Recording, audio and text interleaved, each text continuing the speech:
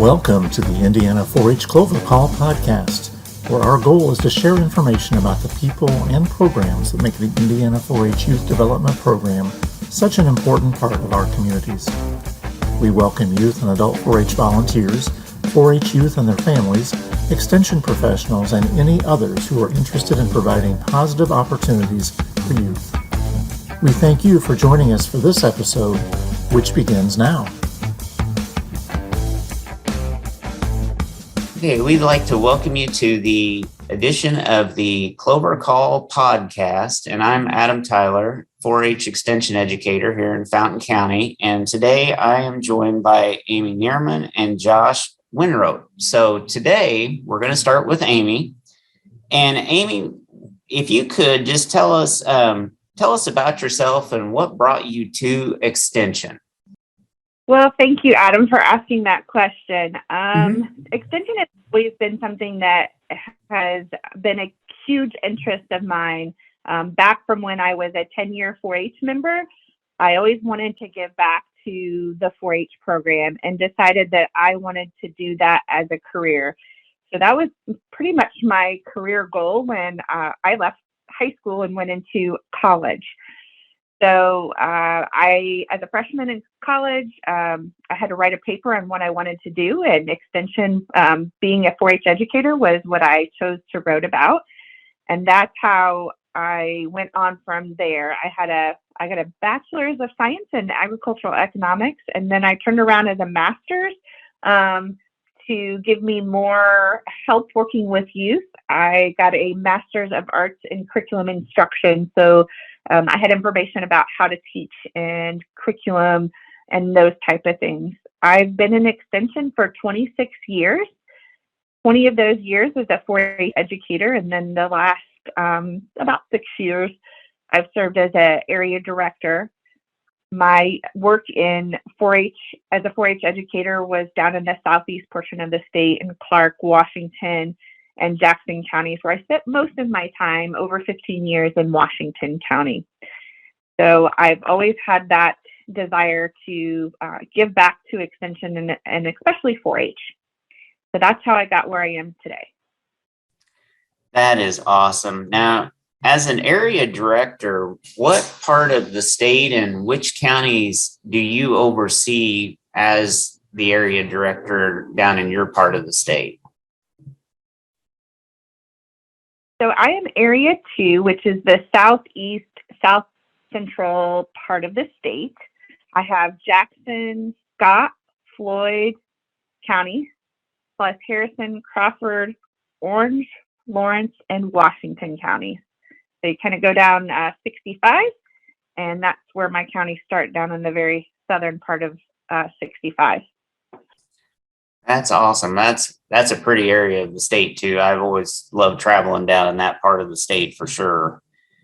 And as an area director, what are some of the major focal points or areas that you find yourself really kind of focusing on for, as goals, or kind of what you would like to see your educators do or grow, or just I'll kind of leave this open-ended for you, but kind of what areas of focus do you really see your area pushing towards down in your part of the state? I think it's different pieces for different parts of our programming. In the south part, we have a lot of educators on the A&R side that work with livestock and forages, particularly beef. We have a couple of counties that are really high in state production as far as beef. So we have A&R educators on beef forages, but also the horticultural areas. With HHS, we have a lot of not only health, but also family programs that our educators focus on. With 4-H, we see a little bit of everything from, we have educators that are really into STEM, the science and technology and engineering aspects of it, and have some really creative programming opportunities through STEM. But we also have educators that are focusing on more of the leadership and the citizenship part of our programs, and even the health and wellness. So we have a little bit of everything. As far as, my position and what I work on, I kind of work on the hiring and the onboarding when we have new educators, and really trying to bring our area, our 9 counties, into working as a team on different projects, whether it's the HHS educators separately, 4-H educators separately, A&R educators separately, or even as a whole, where we're doing projects and programs together. A couple of things that I have been focusing on as an area director is helping with the 4-H study of positive youth development that Indiana is participating in, trying to help with that. And then also something that's in progress in the beginning stages is working with another area director on the new 4-H youth educator onboarding. So as new educators come in and have 4-H responsibilities, trying to help them have some key ideas that will help them be successful in their career as a 4-H educator. That is awesome. And then to kind of wrap this, your portion up, from a 4-H standpoint, where do you see 4-H headed, and what are you most excited about to help 4-H grow in your area down in your part of the? I think, Adam, that's an interesting question. And the one thing that I know for sure, because I don't have a crystal ball, is that I know things won't stay the same, and that will continue to change, and that Indiana 4-H, whether it's Area 2 or another part of the state, the Northwest, the Central, is that we'll be looking for those knowledge and skills that our youth need to, those knowledge and skills that they need to go out in the world and be successful, and give them the opportunity to try some new things out in a safe environment, with those that can help them learn some of those skills that they might need. Maybe some of that will be around STEM, the science area. Maybe some of that will be around health and wellness. But I see change and exciting opportunities through change is what I see. That is awesome. I really do appreciate your feedback, and I just really appreciate you, Amy, taking this time for this interview today for our podcast, and just really getting to know you and kind of know about your area of the state. And I just really appreciate you taking the time to be with us today on our podcast. So now that we've had a chance to talk with Amy, Josh, I'd like to chat with you, and I'd Wonderful. like you to start out tell us a little bit about yourself, Josh. I am one of those people that took a rather circuitous route to come back to Extension. I grew up like Amy did as a 10-year 4-H'er, and I actually worked at the exhibit hall at the state fair for 4 years under Carl Brody. So I got to have both the youth experience, and then as a college student, as an adult, I got to see what educators did from the other side as they brought projects down to state fair and worked with us. And I went to school and tried a couple of different colleges out till I found one that I really liked. And I ended up pursuing a degree in education. And I really loved middle school students. So I got my endorsements in middle grades education. And I also got my master's in curriculum and instruction because I really enjoyed writing curriculum and testing materials and those kind of things. So I spent 11 years teaching in the 6th through 8th grades as a STEM teacher, as a science teacher, as an English teacher. And then I finished my teaching portion of my career as a project-based learning teacher. And one of the things about project-based learning is it's a chance to engage kids where they're at and with activities that they love. And I decided I didn't really want to be in the classroom anymore, and I was looking for different avenues for education. And I happened to catch up with Carl Brody, and he mentioned that there were several extension openings. So in 2015, I began my extension career as a 4-H educator in the program that I grew up in. And one of the neatest things about it is I'm back in Howard County, where I was a 10-year 4-H'er, where my mom was a 10-year 4-H'er, where my grandfather was a 10-year 4-H'er. And my educator, when I was in my formative years, was Lynn Korniak, who's in Cass County, who I get to work closely with. So it's really neat for me to see the bookends of my early 4-H career and now where I get to work with youth, continue to get to work with youth here in Howard County. And I have 3 kids. So my kids are 4th generation 4-H'ers in Howard County, and they're showing cattle on the same ground that my grandfather showed cattle on over 70 years ago. So it's a really neat experience for me to get to work in this community. That is a neat background, and just the history, especially. That's neat that you came back into that county and you're able to, have such a piece of history where you're at over there. And that's really neat to know. And then I think our listeners will find that really neat too, just to be able to see how deep, some of our roots go within Extension. Absolutely. And, and so I know as an area director, what area or what counties do you cover or do you oversee as an area director in your part of the state? So I am the area director for Area 8. And I tell Area 8 kind of looks like a Christmas tree. So you start at Tipton at the bottom, and then you pick up Carroll, Cass, and Clinton counties, and then Howard, Grant, Miami, Fulton, and Wabash. So we're kind of that little Christmas tree that goes from Tipton all the way up to Fulton. So we're long and skinny, and we follow 31 and then the various highways that go across. Well, and that's what I was looking forward to getting to interview each of the area directors, because it's really unique to see how our different areas are broke up and, and just to see all the different counties and the differences between all the different counties you guys see. So that's really neat to hear. So yeah, I asked for a promotion to Area 4, but nobody will give it to me. Oh, well, I think from what I'm hearing, you're doing great over in your area. So everybody's happy with you on your side of the state. So, all right. And now, as far as like areas of focus, if you just kind of think about as an area director, as an educator, what are some of the major areas of focus do you have, and do you want to kind of really help share with some of the educators in your area?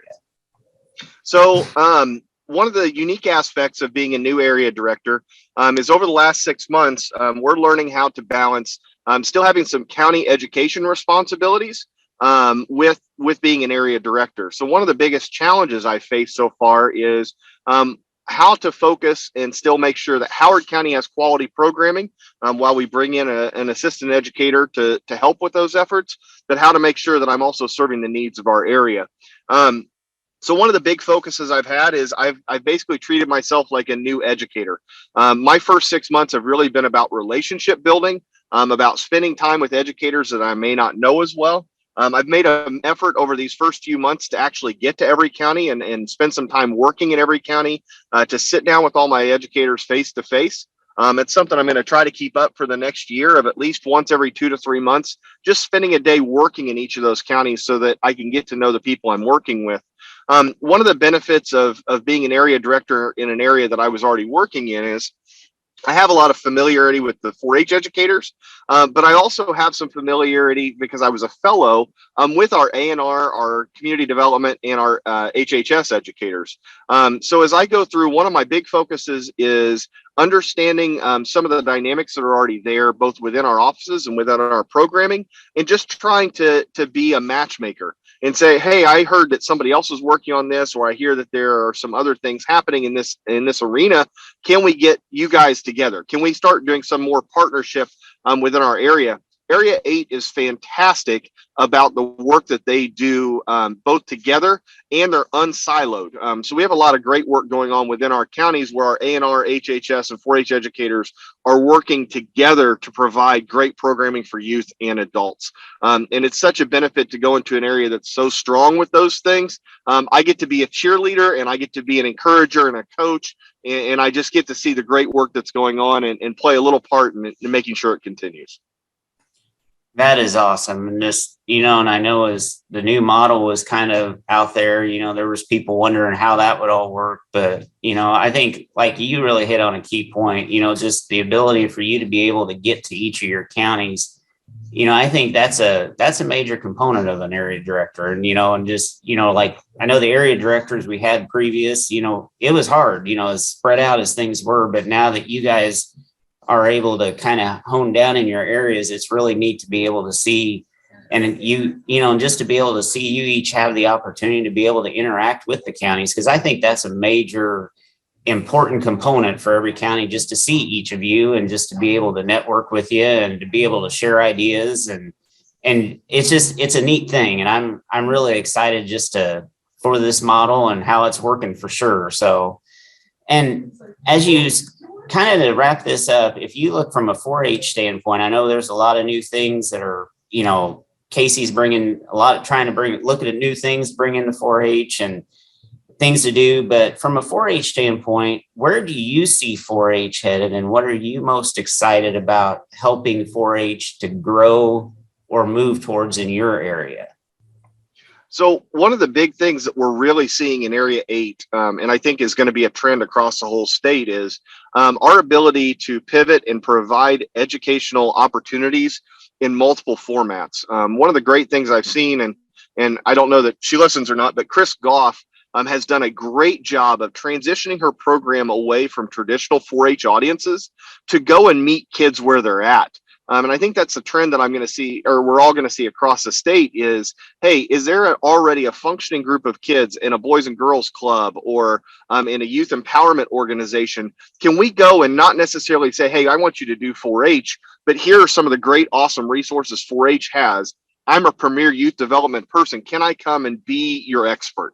And she's done a great job of finding ways to do that. We have several 4-H, A&R, and HHS educators that are providing great online social media content that engages directly with those viewers. Miami County is doing a fantastic job of every Friday getting their educators, getting their program assistants, getting all of their people together to make sure that they are showing out the great educational opportunities that we have and sharing our knowledge from the university out. I think I see our organization becoming more nimble.